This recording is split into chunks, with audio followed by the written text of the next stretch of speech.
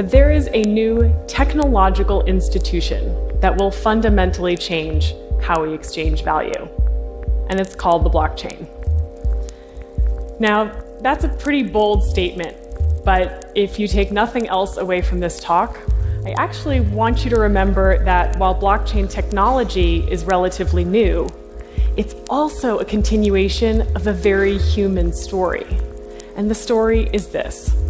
As humans, we find ways to lower uncertainty about one another so that we can exchange value.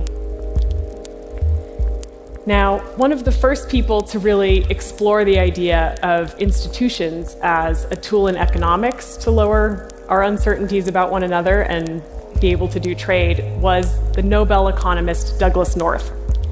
He passed away at the end of 2015, but North pioneered what's called new institutional economics.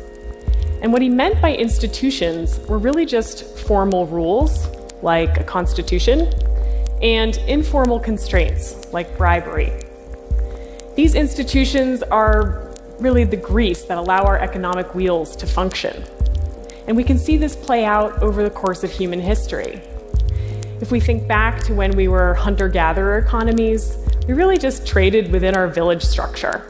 We had some informal constraints in place, but we enforced all of our trade with violence or social repercussions.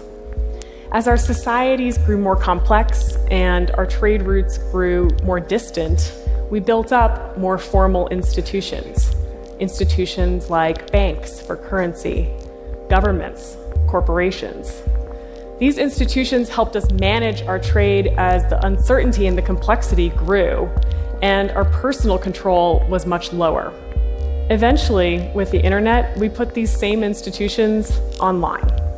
We built platform marketplaces like Amazon, eBay, Alibaba, just faster institutions that act as middlemen to facilitate human economic activity.